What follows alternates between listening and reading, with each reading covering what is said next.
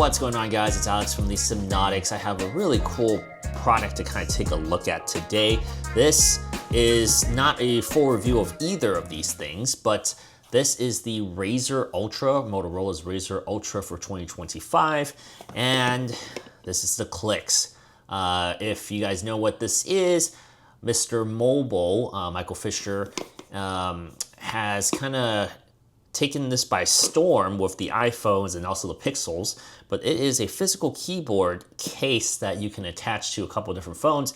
And now this is, I guess, a special form factor that they haven't released yet until recently for the Razr, which kind of changes the form. So the iPhone ones, you attach it to the iPhone and it becomes really long. It's a really long phone. But because the Razr folds, you can utilize this front display and it just becomes like a whole different form factor. So I was really excited to get my hands on this. I also wanted to disclose that we, of course, have no affiliation with Motorola or Mr. Mobile and Clicks. And so we purchased this with our own funds. In any video where we do get review units, we will always state them when we disclose it in our articles as well. So for this particular video, I just felt like I needed to bring this up because not a lot of people have this yet. I did purchase this pre-order from Best Buy, and I got the clicks from Best Buy. I know I've read that there have been a little bit of a controversy regarding the Best Buy pre-orders versus the actual website pre-orders. But regardless, I have had substantial amount of time, more than a week with this. So this is just a hands-on. Be sure to subscribe and visit Simnotics.com because I will have a full review of not only the phone, but the clicks. We usually do about 30 days before our reviews, so we got some more time. But this is my first hand impression because I know there's a lot of people who are interested in this thing. So here's a look at it. So the clicks is basically like a lot of the folding phones. It's a two-part case. The first part is, let's take this thing all apart. First part is, of course, the keyboard button, the keyboard side. There's a USB-C port right there where you slide the phone, and then it's kind of like engraved. There's like a indenture where you slide the phone in, where you basically guide it through. This is soft textured here in the back. You can read, it says clicks keyboard for Moto Razr Plus 2025 Razr 60 Ultra. So this does fit those two phones. And then of course they have the QWERTY keyboard here. And for a throwback, I brought out my old BlackBerry, my last actual BlackBerry.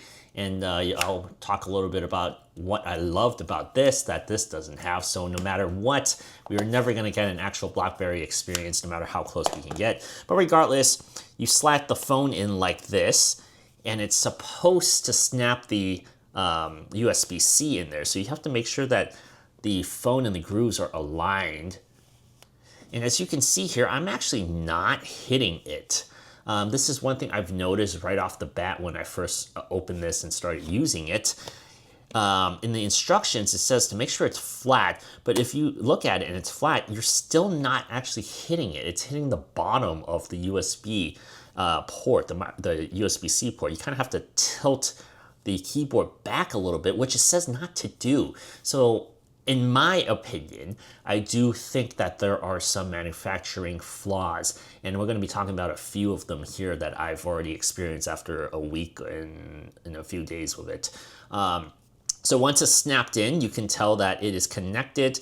The connection, honestly, is not that great. There's been a few times where I pulled this out of my pocket and it's slightly disconnected here, and then you have to kind of snap it into place. So I really think that it could have been a little bit better in terms of how it holds it. And then, of course, the front one, this is very similar to when we reviewed any of the Samsung folding phones and also the flip phones.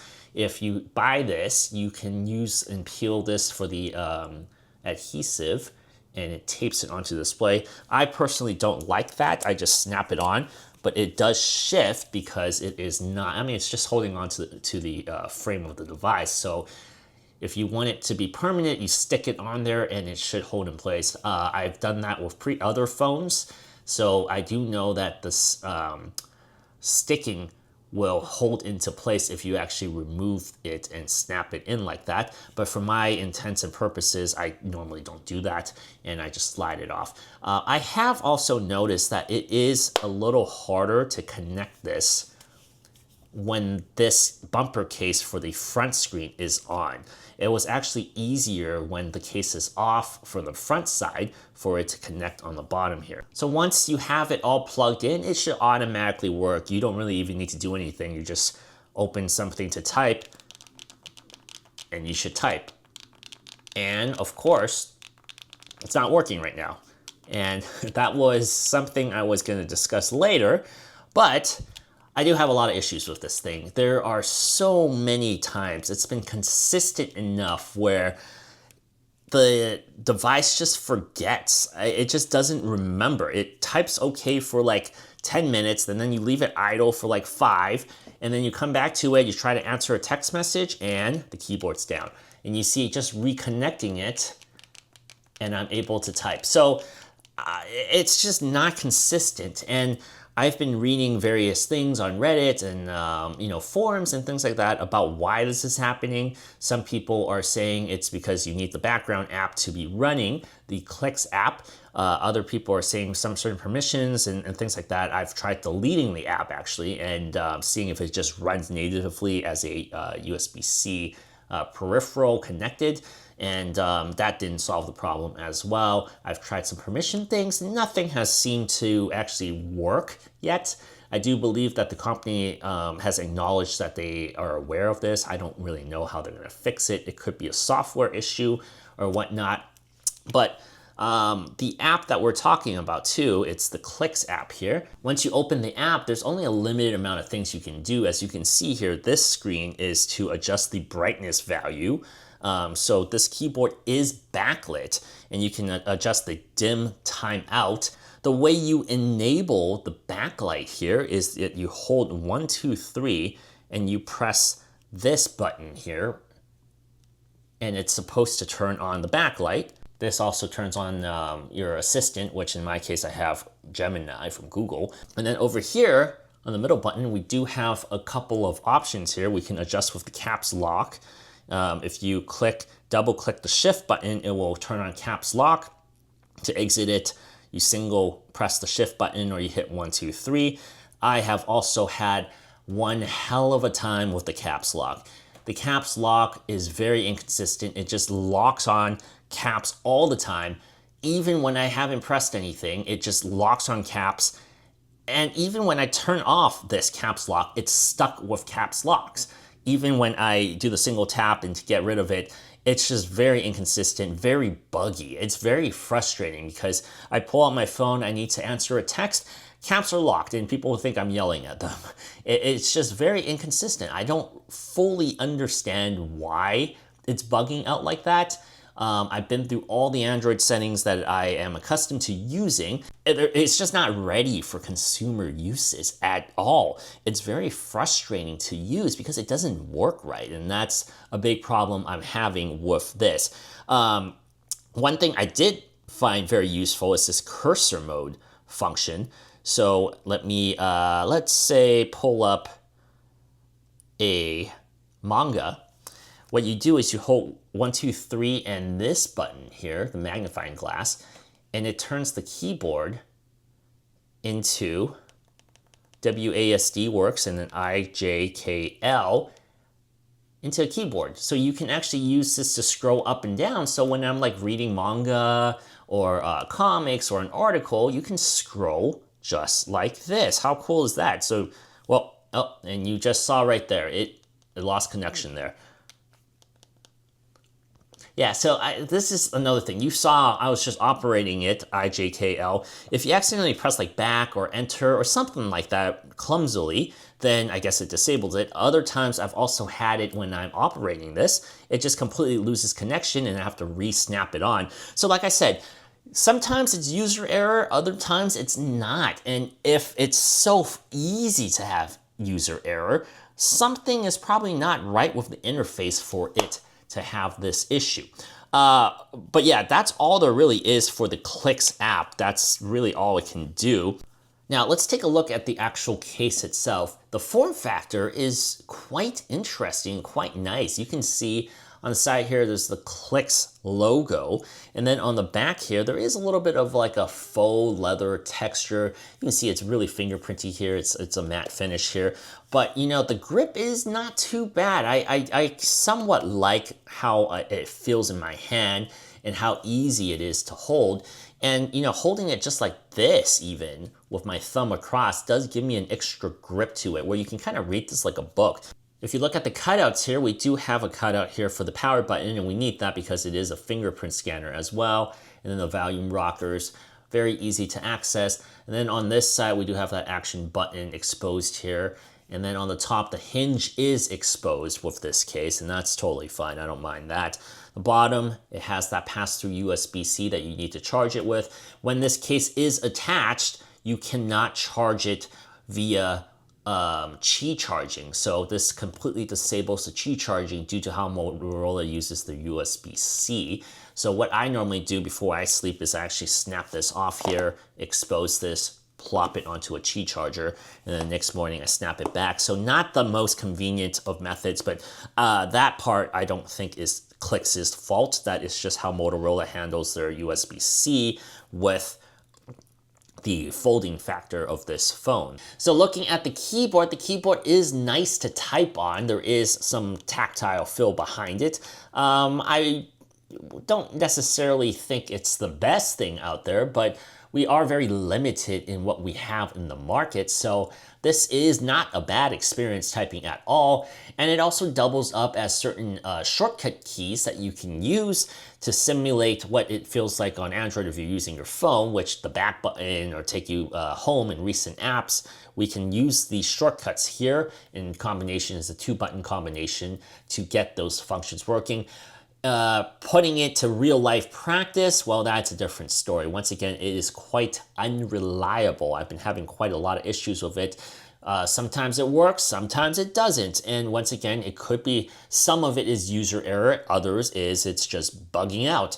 And so when I have such a hard time discerning whether it is user error or a combination of bugs, then that tells me this isn't ready for consumer release. It really isn't, because if it is even complex enough where you have to potentially think that it is a user error where you're pressing something wrong or accidentally locking something, compared to where it's just bricked and not working, then it's just not clear enough. And maybe they just need better buttons and better software combinations and things like that that we just don't have right now with the Clicks on the Moto Razr variant here. One thing I really wanted to get this for, because I did see it in the advertisement video, is playing retro games through emulators using this as a keyboard.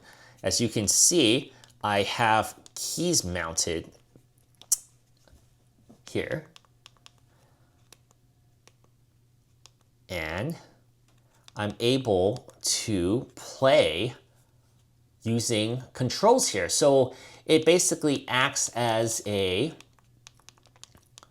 controller. This isn't the best way to game, and obviously it's not an actual controller, but it is nice to have physical buttons for certain things. Like if I am playing a GBA RPG, you don't really need performance. You just need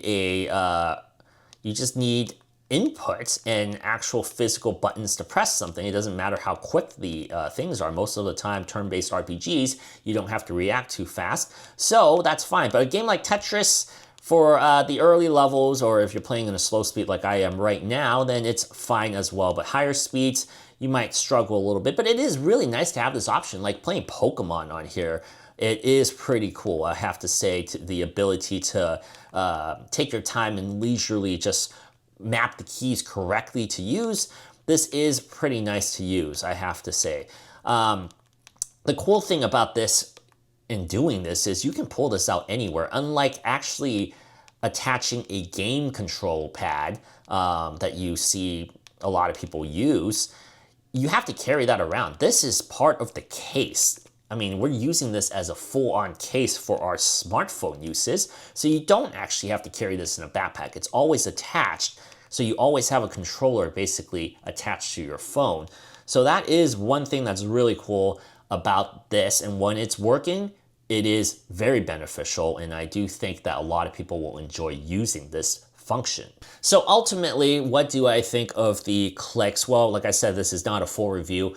In my hands-on impression after a week or so, almost 2 weeks with this thing, I really want to like it, but it's just not ready. It's just not there. We are running into a lot of bugs, a lot of issues, and I just feel like pulling this out a lot. I just want to switch cases because it's just frustrating at times, because when the keyboard's not working, then what's the point of having this case? There are better cases out there for the Razr, but I do want to give this a shot, and I do hope that Clicks gets it fixed. I mean, if a firmware update can fix a lot of the issues, then you know what? This could be a very beneficial thing to use. I do wish that there are, in future iterations, things that the BlackBerry did really well on this keyboard. This is a touchpad. I can use this to scroll down without pressing anything. That was one of the coolest features about this phone when I reviewed it back in the day. But nonetheless, this is a very cool product, and I have to say that, you know, Mr. Mobile and this company, Clicks, they're trying something different. We've been stale for a long time now with smartphone releases, so I will give them the benefit of the doubt for having some cool things, and I hope they really fix this. But right now, it is not viable for everyday use, in my opinion. Once again, I'm Alex from Semnotics. Thank you so much for watching. Remember to subscribe, because I will have a full review of both of these things very soon, and I'll see you next time.